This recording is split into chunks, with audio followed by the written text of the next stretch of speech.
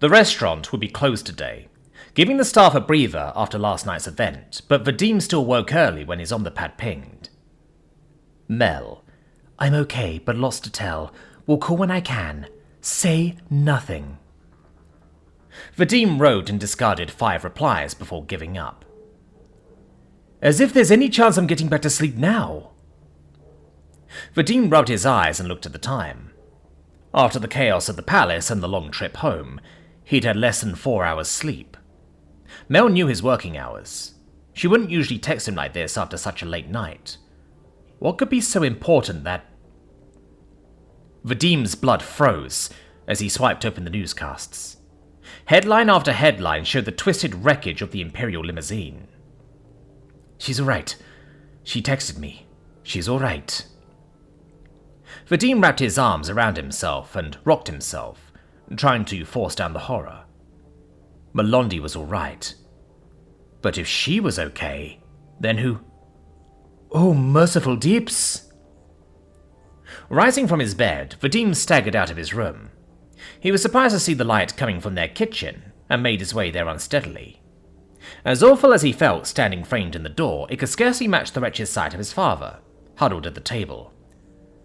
Son? Vadim said quietly, looking at him with bloodshot azure eyes. I'm sorry. I'm so sorry. The news. I'm sure she'll be fine. Dad, she is fine. Vadim rushed to his father's side, wrapping his arms around him tightly. I got a message. She can't tell me anything and we can't talk about it, but I think that was Deshin in the car. Vadim bit his lower lip as he processed the news, shuddering as he reached out to embrace his son. But, oh goddess, Vadim, are you sure? What do we do? What about Tom and his family? I'm glad for you if... But I'm as sure as I can be. I don't think we can tell anyone, or even reach out to them yet. Vadim slipped into the chair beside his father, shaking his head. As bad as he felt, it looked like his father hadn't slept at all, his makeup streaked in disarray.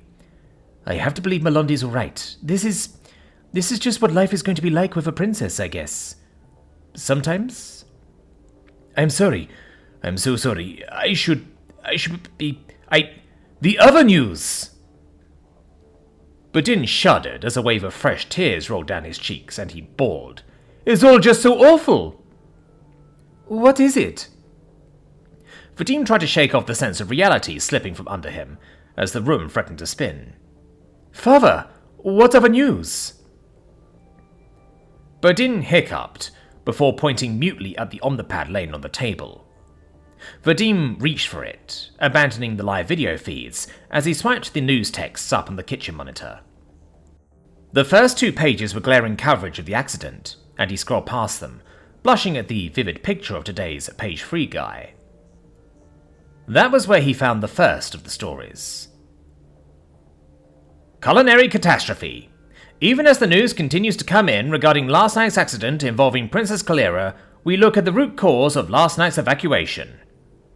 I couldn't breathe, said one participant, who wishes to remain anonymous. It was like the deep minder's armpits. Bleh! The stuff of nightmares.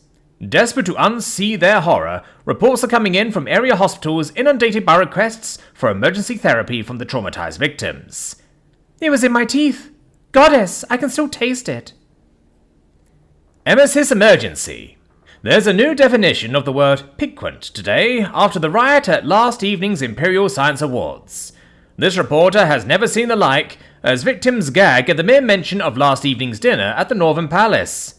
Get away from me, begged one shaking victim. I'm this close to puking my guts out. Even as others claim they had to burn their clothing. Fish shouldn't do that. Taras Gavkar of the Rakiri Medical Council was present at last evening's Imperial Science Awards. I've had more laughs at an autopsy, she declared, commenting on the meal of infamy. No words can describe the stench. Scanning over them all, Vadim shuddered. Human food would be shunned. There was talks of bans by the Ministry of Alcohol, Drugs and Food, though a noble from Sevastopol was saying everything was fine, denouncing her fellow diners as... Can they print that? Evidently, they could.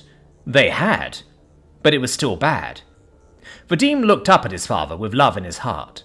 Despite all the news which could doom their restaurant and all his father's dreams, Vadim's first thought had been for his happiness with Melondi.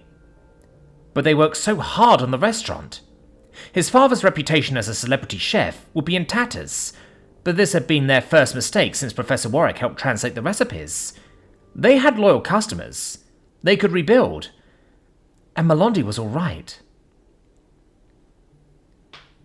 Vadim put his head down in his arms and sobbed. On the bright side, the news is mostly blaming the humans.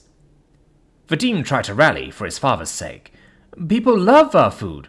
We still have the Imperial Seal of Approval, and this will surely piffle on the restaurant. His father sniffed, as racking sobs threatened to overcome him again. He reached for the on-the-pad with a shaky hand. The public are fools if they don't recognize a flare! His father rallied, brushing his hair back into place before sniffing again. Vadim had never seen his father looking so distraught, and didn't have the heart to tell him his mascara had run. The restaurant will survive, son. Vadim's lip trembled again as he pulled up his email. Is this the real problem? This? Vadim leaned over his father's shoulder, reading it with growing incomprehension. On top of everything else, how bad could it be? Dearest cousin Bodine, I hope this message finds you well. It has been quite some time since we last spoke, and a great deal has happened in the intervening years. I like to think that I have grown as a person since then, and it is my fervent hope that you have too. I write to inform you that my family and I will be visiting Shil over Ifrovi. The extended family has grown in size, and several of the younger children have never even been off the human homeworld, let alone seen the cradle of our species. It is my hope that we will be able to broaden the horizons of the children, and perhaps beat some culture into a few of the older ones as well. I look forward to joining the diverse branches of our illustrious family over the festival. As of today's date, it is still almost 3 months away from the holiday, by Shulvanti reckoning. Empress willing, there should be enough time to allow you to make accommodation for our stay with you. I know how you dislike disruptions in your schedule, and far be it from me to upset a flower as delicate as yourself. With best regards, your ever loyal cousin, Lady Phrysis Athene Costellus Desari. Ifrovi? The Solstice Festival is almost 3 weeks long, and is only 2 weeks away. How? Vadim stopped himself from asking a stupid question as he looked at the mail. It had been sent as low priority. While inexpensive, messages crossing the long-distance routes between the stars could get passed around endlessly on couriers before winding their way to a final destination. Why couldn't they have spent the extra credits? Or even just tucked it away with the manifest with their last food shipment? Express routing wasn't that expensive. Vadim shut his mouth and tried again. 2 weeks was still 2 weeks. Vadim cleared his throat and coughed. He hated saying, There had to be bigger priorities. How extended are we talking about? 5 or 6 people? More? His father sniffed again, fussing with the folds of his robe. I don't know. There are your cousins, plus your extended cousins. Then there are the younger ones. If you move into my room, that should give us 4 bedrooms to use, plus the couch. Anything over that, and we'll have to make do. Vadim tried not to stare, but it felt like his eyes were threatening to bulge out. People using his room while he shared with his father? While he didn't consider himself a prude by any means, that meant sharing the bathroom. No, that still didn't matter. Father was right. Besides, the 2 guest bedrooms could probably sleep a family of 6 comfortably, and Lady Desari and her wives. He tried to remember all of them as he counted up his extended cousins. It couldn't be more than... Oh, goddess! Their human partners, What if they were coming? What if they saw the restaurant struggling? Merciful deeps, what if the headlines made the restaurant fail and they saw it sinking into ruin? No wonder his father was upset. He scrolled over the monitor and closed a bold type headline that asked, "Why humanity, why?" The restaurant will be... Vadim was about to say they'd be jammed with vacationing customers before remembering the news, and hastily amended himself. Could be really busy. How are we supposed to work while we're entertaining them? I mean, what? Who's going to show them all around? It's hard to say. A tear rolled down one cheek, already smeared with eyeliner. Badin's voice took on a testy edge as he blotted his cheek delicately. They can rent vans. If I know faces, she'll want to take them on a tour of the Central Palace, show them around the Avenue of the Quorum. Trust me, I wouldn't dream of trying to step in and take her precious spotlight away. She's never happy unless she's taking charge and giving herself airs. Business this, promotion that. I should probably warn you, Vadim. I love my cousin, but still. His father sat up and took a deep breath, fortifying himself. She could be such an irredeemable show-off. Vadim tried to wrap his mind around that, as the problem that had been banging him between the eyes surfaced. Tours of the palace? What was he going to do about Melondi? They talked about spending real time when he was free while she was on vacation. Now, if she was safe, where was she? Would she be here? Would he see her? Would she call? What if she didn't call? What if she showed up and he had to explain who she was? What if he couldn't explain who she was and they asked? What if she had to cancel their plans and he had to entertain his cousins? Sinking heavily into one of the kitchen chairs, it took him a moment to realize he was clutching his heart. It was such a father thing to do, but this was... He took a fortifying breath, still worried about his father. Of course, those weren't the real problems. Some sort of story would surely explain Melondi, and if she wasn't there because of whatever was happening, they just had to tend to the restaurant with that much care. Work to repair the damage to their reputation. Maybe a promotion. Something with discounts. They could explain it as encouraging business during the holiday. They would manage. They would. I know it's going to be difficult, but we have to tend to first things first, Vadim said practically, grateful his father had rallied. His father was unstoppable once that happened, and he was probably already thinking 5 steps ahead. I know it will be difficult, but you're right. We can manage. I'll pack a bag so I can move in and tidy away a whole closet so there's space. We can make up the spare guest room and get the boxes out. There's plenty of time and we can air out, well, the other bedroom. Vadim seldom spoke about his mother's bedroom, as it upset father too, but they'd have to tighten their belts and sail through this storm. It would be a lot of work, but it would keep his mind off the accident until Melondi called. It will be good. We'll share this house as one big happy family. She's going to want to cook. His father flung an arm over his forehead as fresh sobs racked his body. In my kitchen! Melondi set aside her omnipad and glowered at it, since it wasn't appropriate to glower at anyone else. Everyone had done their best, but she couldn't help how she felt. Not here. It was all too much, but she schooled her features after a moment. A moment was all a princess was allowed. She had other people to think about.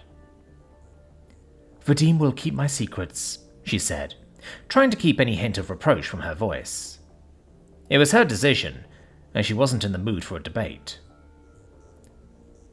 As bad as it is, I couldn't let him think I was in the hospital dying. It wasn't wise. Still in her dress purples, Lamana Davari looked like she'd been up all night, and probably had. There were few signs of wear on the woman. She looked like she'd stayed up for days out of sheer spite as she had to. Until we assess the situation, we had to take every precaution to contain the story. Kalira cast aside her persona as Melondi, wondering what her mother would do. She'd grown up seeing her work. There was a time to be sharp, and there was a time to be gracious. This had the feeling of both.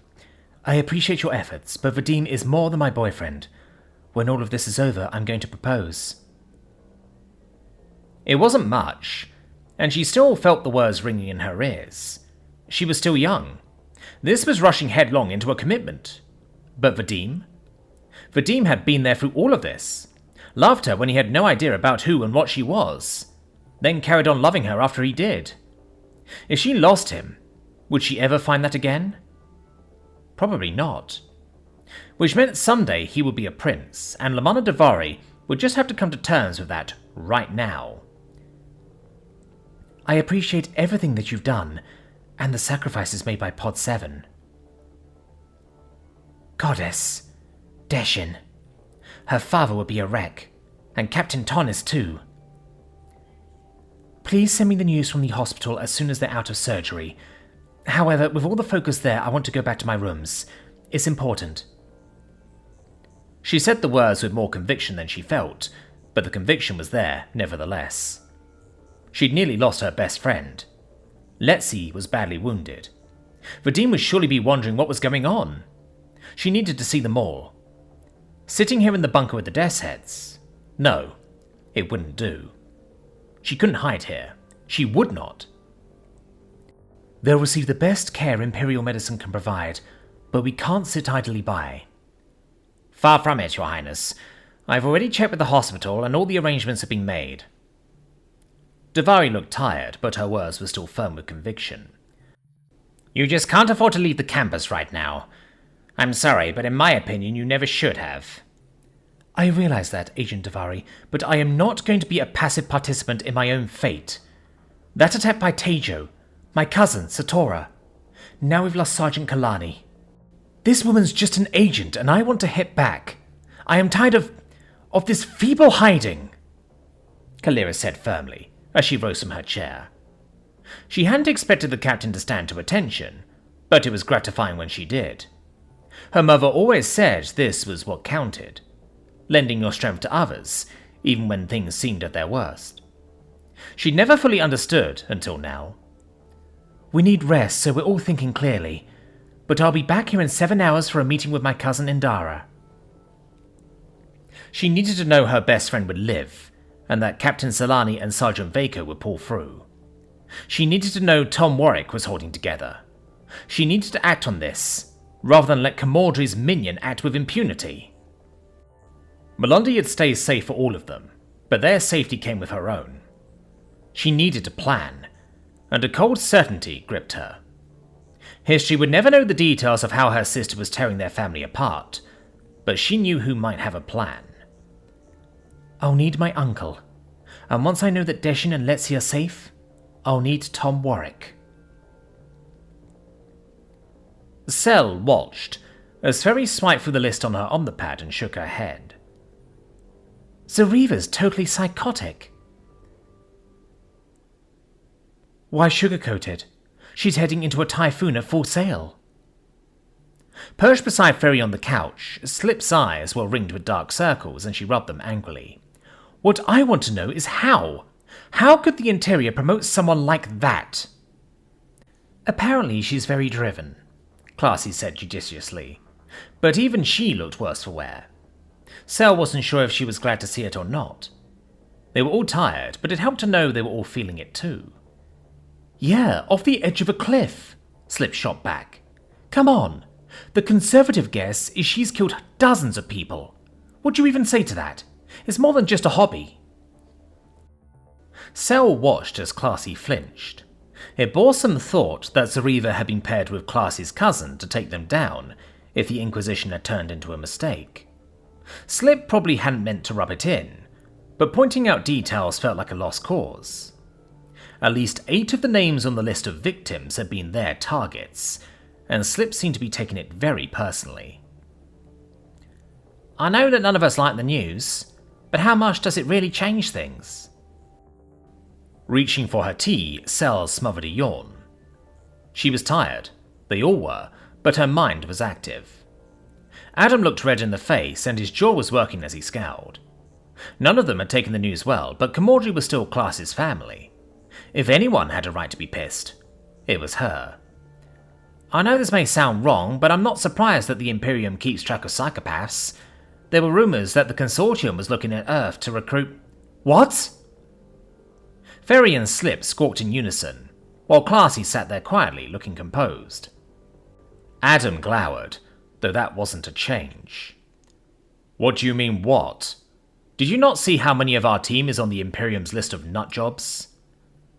Mostly it's the human half, Cell shrugged, a fingertip toying along the luminescent trail that curved down her forearm. It's not even all of them, only Tom Steinberg and a few guys on the yacht. Tom isn't psychotic. He just has an odd set of morals. Ferry peered over and frowned.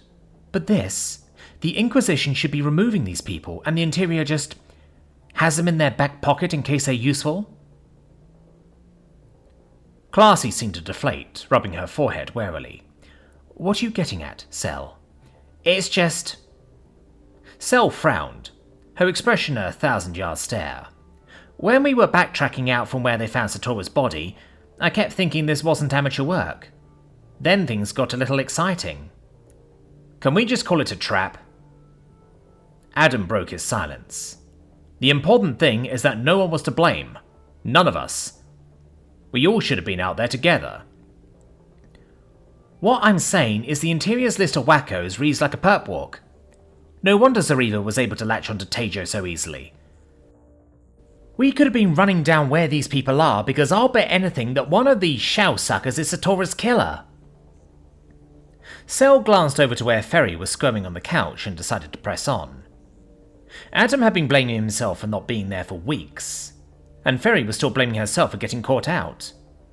More recriminations could provide nothing, and they needed to let it go. Even that doesn't matter, though. Right here and now, we have to decide what we're going to do about this woman. I mean, leading off with her file was a fucking attention getter, Classy, and we need to know. Did you get a sanction approved on her, or not? That was the real question. And until it was settled, all the rest of this was just pointless. Over the years, they developed 6 different sanctions that could do anything from ruining someone's life to ending it. But unless Justice or the Interior signed off on it, their hands were tied. Classy brushed her hand back through her hair and sat up. Raylan and Potag both approved the sanction. Interior or not, she isn't covering for Zhe'riva. I suspect the only thing that kept Minister Raylan from proposing it first was trying to figure out if we took out Lady Trondis, or if Zhe'riva did. I knew it! Slip smacked her hand down on the table, wincing at how loud it was in the small room. Nothing about that looked like the Sun's. I said so too. Yeah, well, that's the thing about deniability. It's not like we file mission reports after we're done, so of course you'd wonder. Adam heaved himself up out of his chair. Fuck! I still should have said something. Ferry picked up her omnipad again with a shake of her head. Shadowing us made it easy for Zhe'riva, but even so, there are dozens of names on this list. Many of these women had no criminal background. Deeps, some of these victims make no sense at all. Lesson learned. We're well past Sanction 6. Hell, we're past Sanction 3. Adam stopped pacing and drew a mug of tea from the samovar.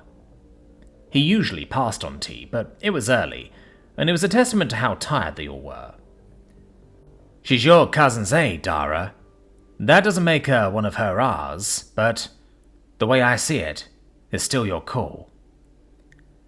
I don't enjoy this any more than the rest of you do, but there are questions that need to be answered. Indara would have been a picture of serenity to anyone who didn't know her.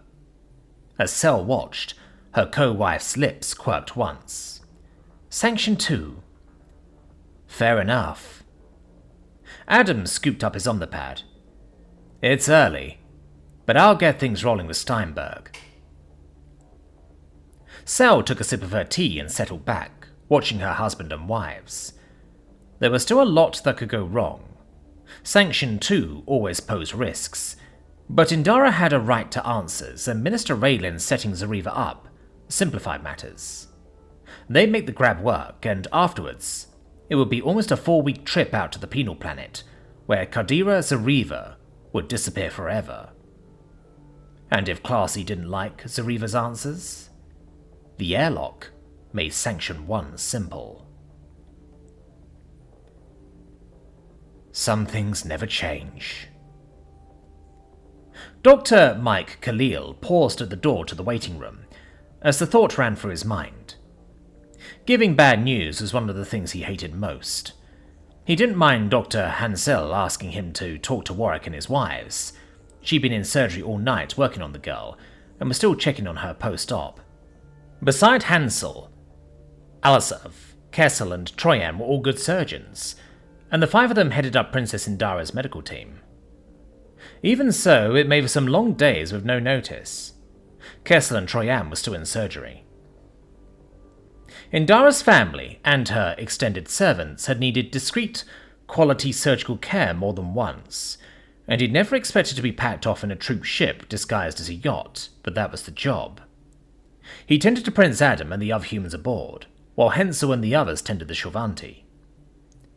After the first few years, he'd passed from being the human specialist on staff to a qualified surgeon trained to galactic standards, with the acceptance of his peers. It was good work, but thank God his wife was an understanding woman. That wasn't the same as easy work. Adam and his wives, as well as their crew, played with guns and all sorts of sharp, pointy things. When one of them got hauled in from whatever they'd been doing, the wounds were usually severe. It made him appreciate the wonders of Shovanti medical care. But there were still limits, and the last thing anyone with a soul wanted to do was to give bad news to parents about their children. Pushing into the room, it was the younger wife who looked up first. He'd met Shalea several times during Warwick's stay as his patient, and the memories came flooding back. Adam and his wives were their own kind of close club, and working with a normal family again had dredged up old habits. He pulled out another, offering them a smile that wasn't cheerful, as he tried to project a calm compassion. Bad news was never easy. "Good morning. I hope you don't mind, but Dr. Hansel's had a long night and asked me to come in." It had been nice having Tom Warwick as a patient, once he'd been out of danger, but their small family had just been coming together at the time. And he looked to Miver, who was the small family's matriarch. "I understand you also have ties to Captain Tonnis, and the Trelangi girl is one of your students. The hospital would usually notify her family, but we tend to be a discreet bunch here, and Princess Tezu asked that we talk with you while we wait for her to regain consciousness." Family dynamics always took over in times like this, and he waited patiently, watching the silent interplay that passed between them. They all looked exhausted and overwrought from a lack of sleep, but that much was normal. Shalea Pelavon looked mad as a wet hen, but she pursed her lips, saying nothing. To his surprise, Miver looked down at Tom and squeezed his hand. "Tom?" His former patient's eyes were bloodshot from lack of sleep, and a part of Mike noted how long it had been since he'd seen the phenomenon looking red instead of blue. Warwick gestured towards one of the empty chairs. "We'd appreciate everything you can tell us, Doctor. But if it's not too much trouble, can you work your way to the worst news? I don't think I can ride an emotional roller coaster right now." "All right." That made it easier, after a fashion, but he saw the wariness in their eyes. There was no good way to put the worst, when you came to it. At least this way wouldn't play with their hopes. "Whatever happens, we'll give you the truth, and help you make any decisions. At the moment, Sergeant Vaco is still in surgery, but I'm told she's stable. Since Captain Tonnis is her pod leader, we've been in touch with Agent Davari," Mike offered, unsure how well they knew the woman. However covert, their trauma team served Adam and his wives in a military operation, and whatever helped ease confusion along their chain of command usually worked best. As for Miss Trelangi, she's doing well. Thankfully, whoever was with her had the presence of mind to improvise a compression bandage. When the paramedics got hold of her, they were able to prevent further blood loss. It was severe, and I don't know if she would have lived much longer without medical care, but she's stable and resting comfortably. The laser was well off to one side and missed the muscle groups in her abdomen, and Dr. Kessel said they'll discuss tissue regeneration therapy once the girls had a night to recover. He could see it in their eyes as the news filtered through their thoughts. The cold calculus meant that the worst news was reserved for the people they loved most. Not for the first time he thanked God for Shovanti medicine. The news was bad, but it could have been so much worse. Captain Tarnis is still in surgery and will be for a few more hours. The collision caused extensive crushing damage all along the left side of her torso, and she's lost her left arm for now, but her armor kept her alive. Mike kept his voice even, holding their eyes as they braced for the worst to come, knowing it was about their daughter. Dr. Alasov is a very skilled musculoskeletal surgeon, and Princess Indara has authorized full cloning therapy, so while it's early to say anything, with time and therapy, I believe that the captain will eventually make a complete recovery. And our daughter? Shalea's lips were pursed, and she held Warwick's hand tightly, but she didn't flinch away. You said you'd give us the worst last. What about our daughter? It wasn't a fair thing to ask. This was what they'd chosen, but it was a fruitless distinction, and he licked his lips. Warwick looked ashen, while Mavere Pelevon looked like she was bracing for a storm to roll in. Your daughter is expected to live, and she should be out of surgery in an hour. Dr. Troyan is one of our finest. However, your daughter wasn't in armor, and I'm afraid she suffered severe damage to her upper vertebrae. He could see the horror that washed over Mavere and Shalea's faces, even as Warwick registered confusion, and he did his best to explain. Shovanti medicine is a miracle, Tom, but the central nervous system is very complex. Even we have trouble with brains and spines. Leia and Mavere looked at their husband, and Mike waited. This wasn't like dealing with Adam's family and his company of misfits and adventurers. When one of the family was hurt, they were all there. When one of their troops was hurt, Adam made sure he knew what was going on, but it was a case of dealing with commanding officers in the tight-knit community that masqueraded as their yachting crew. Families were different, and Leia and Miv watched Tom. A Shovanti male might well have sobbed, and they wanted to be there for him. Warwick just squeezed their hands, his eyes grim. You say she's going to live. Do you think there will be brain damage? At this point, it's too early to tell. We'll know a lot more once she regains consciousness. Kamara Kerbal caught herself sympathy fidgeting on the sofa and nudging Kaslin. Her sister carried on a moment before shrugging apologetically, but stopped. It was an awful habit Lynn had trouble breaking, and every time she started, Mara found herself keeping time. Now wasn't the moment for any of it, but she wanted to fidget all the same. Something. Anything. Instead of dragging Lynn out of bed and going down to breakfast, or just studying for their pre-break exams, they were over at the campus hotel. Alright, so that meant they had one more chance to visit with the Sams, but knowing your heroes was... well, there was no doubt she and Lynn were over the moons about it. When she thought about actually working at the Painter Institute after graduation, a real internship they'd earned all on their own, it gave her goosebumps. But now wasn't the time. There was too much at stake. We're sorry. She bit her lip, not wanting the words to sound so lame, but it was hard not to. Everything about last night had been a desperate gamble. It had paid off, but Letzi was in the hospital. Mel was fine, but the news had come in almost at once about the collision. Looking out their back window as they sped along, Pris had even seen it happen. Both of them had been numb from the shock of it when they got home, and on top of it all, this morning, they got Aku's message. He wasn't returning their texts. Mara squeezed Lynn's hand for reassurance, though she didn't know if it was to help Lynn or herself. Really, we are. It's just been... We understand. Sammy's luminous green eyes peered back at her unhappily. We've been through some bad times, but if you love each other, believe us, it can turn out okay. Mara nodded. It would have been more reassuring if Sammy looked happier about it, but maybe it was just the moment. The painters had come all this way and done so much to help Melondi. They had to be feeling the strain too, and she nodded, swallowing down her anxiety. So, you had something you wanted to tell us? Lynn squeezed her hand, letting her take over the next sentence. She squeezed back, but she didn't have anything to say. It felt childish right now, when what mattered was the data that Letzi, Desala and Zenshiki had worked so hard to get.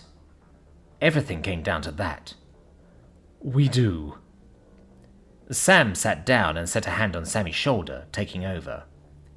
As he looked at them both, Mara felt a pit yawning at the bottom of her stomach.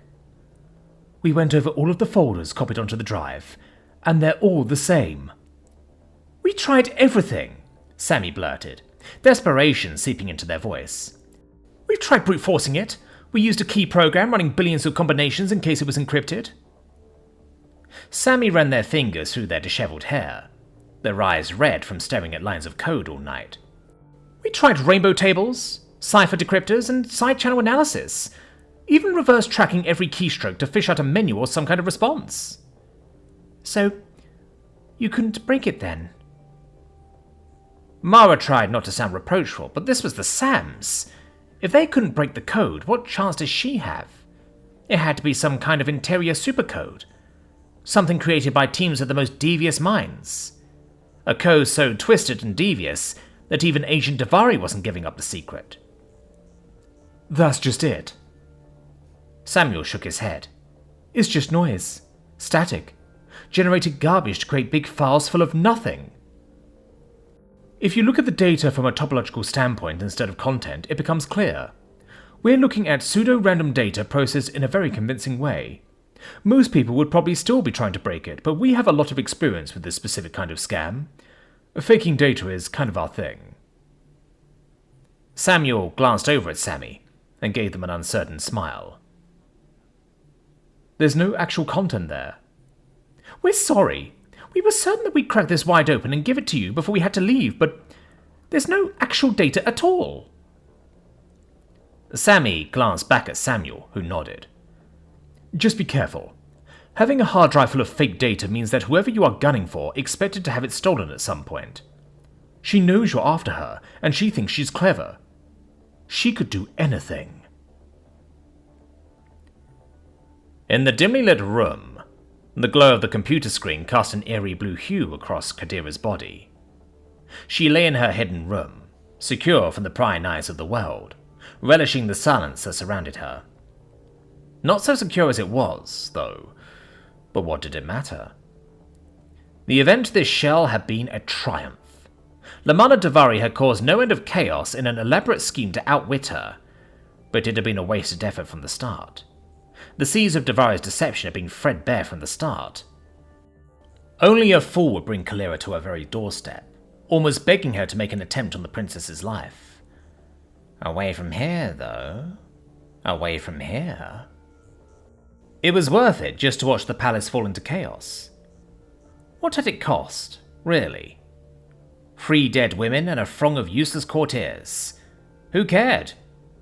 They deserved far worse. It would have been fitting if Kalira's keeper had possessed the guts to mount an actual attack. Something with substance. Instead, what had it gotten Davari? Nothing. Even the voices were quiet for the moment. Restive and restless, the noise of the banquet had silenced them, all except for the sound of her mother, stirring in the corners of her mind. But what did it matter? Last night was a victory. Even the dead guards could be of use. Would be of use if questions were raised. It was a shame to have common women suffer such a fate, but it was all part of a higher cause, a more deserving fate towards a greater good. As she leaned back against the dumpster, and the morning chill pushed her to wake up, a triumphant smile curved her lips. The trails of pointless breadcrumbs could have taken Davari and her minions anywhere in the palace, and the answer would have been the same. She rocked herself, huddling tight against the chill of her room. Davari worked with young women, not children. Women! It's not like you care. Remember that family you dropped in the bay with your stupid aircar trap? It's not like they had a chance. Shut up, shut up, shut up! She bit the words out, her voice as cold as the room. It was an accident. You tried to kill me. You drove father to his death and ruined us all, just so you can lay in your grave and rot at the deep minder's feet. She huddled there, enjoying the almost silence. From the deepest halls of her memory palace, the voices of children lingered just out of earshot, echoing through her mind. It didn't matter. Not even invading her apartment mattered. Not even invading her inner sanctum mattered. As if there was anything of consequence on her terminals. It had stung to burn all her photographs, but that was all they were. Ashes now. Ashes of women who were nothing but ashes. The wealthiest dropped into the sun, to shine down on their loved ones from Shamantal's loving embrace. As if. No, they all deserve to die. Even the children would have been a problem someday. Wouldn't they? The uncertainty gnawed at her, and she pushed it away. It was of no use to her. Today she'd celebrate in the halls of her memory, and her spectres be damned. She knew them all, and howl as they might, they had no power she didn't choose to give them. Just like that charade with Kalira and her keeper. No power at all. Trying to hack into her computer, as if that would make any difference to a woman with an idyllic memory. And the memory palace was complete. The certain knowledge of Davari's failure and frustration fueled her sense of accomplishment, reminding her of where real power lay. You've been amusing, but it's time now. We're done with you. It's time to end this. Kalira Tassu would join the others in her palace of memories, another step towards a better world. Let her ghost howl as loudly as the others. Let her mother poke and belch and try to demean her. Let them all try. It's a new day, and tomorrow will be the beginning of the end. Kadira's lips curled into a confident smile. She had outsmarted Lamana Davari, the minister's poster girl, leaving her ensnared in a web of confusion and doubt and blood. Kalira was in the hospital, and that gave her time. Time was the one commodity you could never buy but always spend. And so she would. She'd spend today and tomorrow putting the Northern Palace in order, exactly the way she'd mastered the rebellious echoes of her memory palace. And after that, she'd revel in the downfall of her enemies, one body at a time, using their corpses as her stepping stones. I ended you, Mother. And I'm going to send you company.